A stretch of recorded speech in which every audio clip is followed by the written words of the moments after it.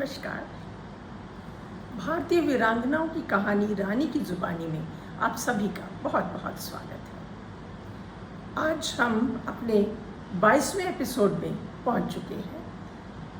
भारतीय स्वतंत्रता संग्राम में महिलाओं की भूमिका बहुत महत्वपूर्ण थी।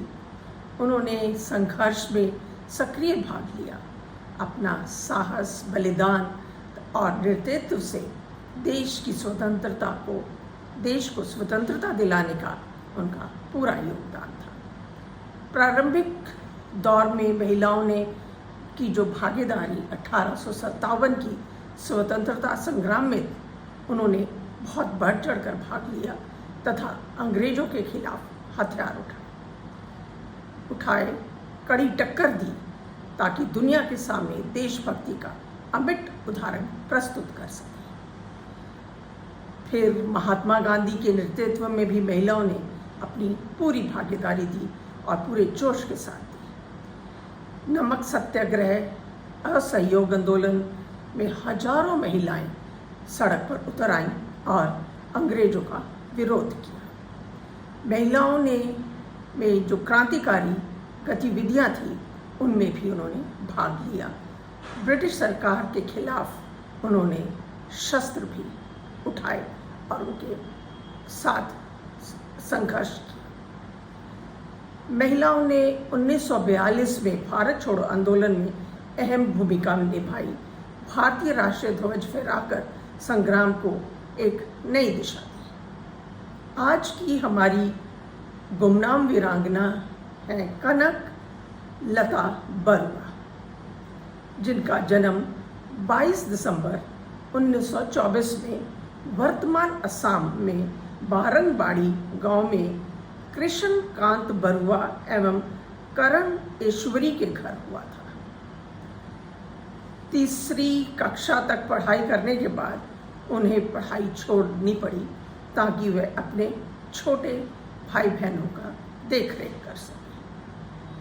5 वर्ष की आयु में उन्होंने अपनी माता को खो दिया और उनके पिता ने दूसरी शादी कर ली, परंतु वो 13 साल की उम्र में उन्होंने अपने पिता को भी खो दिया। अपने भाई बहनों की सारी की जिम्मेदारी उन पर आ गई और उनकी देखरेख वो करने लगी।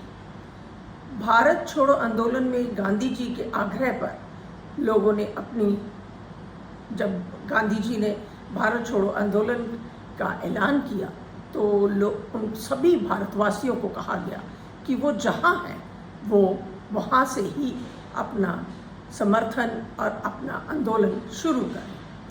बहुत से लोगों ने अपनी पढ़ाई छोड़ दी, बहुत से लोगों ने अपनी नौकरियाँ छोड़ दी ताकि वो इस आंदोलन में भाग ले सकें।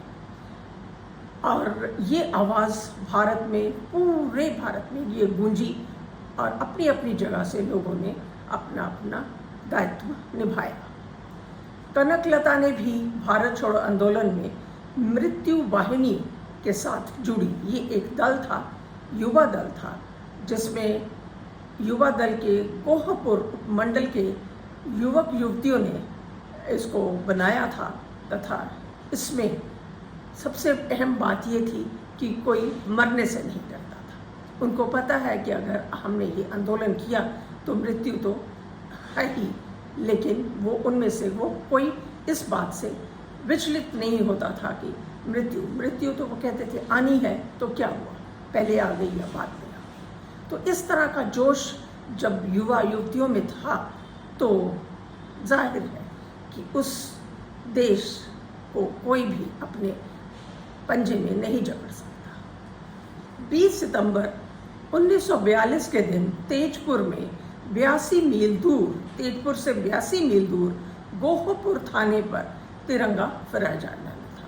ये उन्होंने युवा दल ने एक योजना बनाई ताकि वो अपने आंदोलन को सब तक पहुंचाने की कोशिश कर सके। आंदोलनकारियों का जत्था भारत माता की जय बोलता थाने की ओर बढ़ रहा था।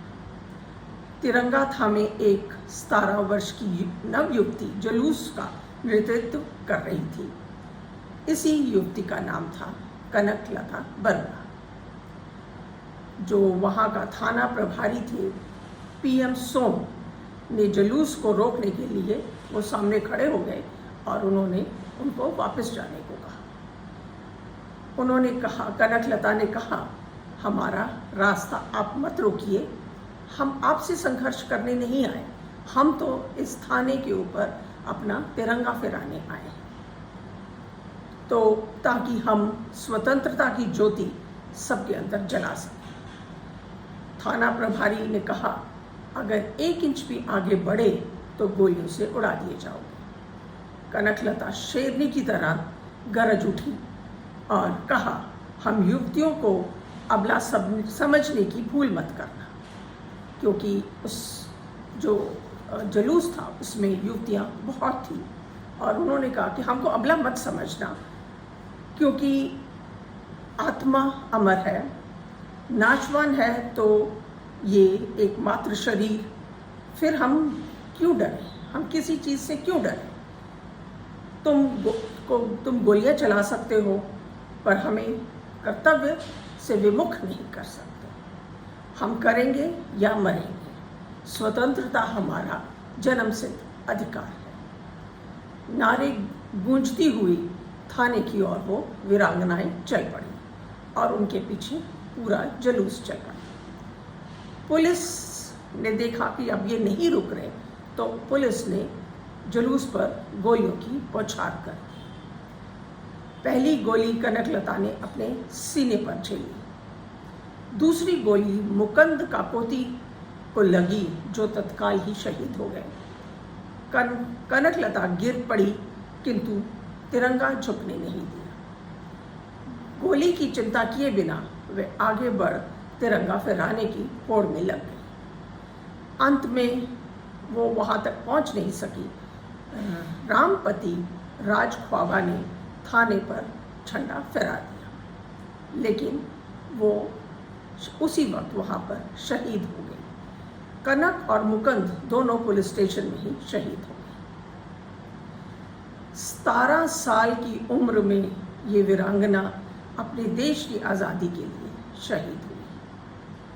जिसने अपने साहस, बलिदान, स्वतंत्रता से अपना योगदान दिया, ऐसी वीरांगना को हम नमन करते हैं और अपने श्रद्धा के फूल उनको अर्पित करते हैं। इतनी छोटी उम्र में इतना जुनून बहुत कम देखने को आया है।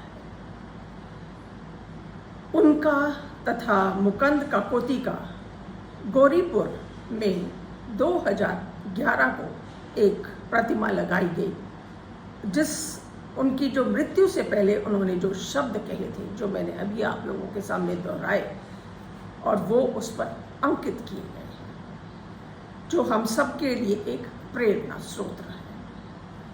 इंडियन कोस्टल गार्ड में उनके नाम का फास्ट पेट्रोल वेसल 1997 को कनकलता बरुआ के नाम से रखा गया, क्योंकि उनको एक सम्मान दिया गया और उनके नाम पर कोस्ट गार्ड ने एक अपना वेसल का नाम रखा।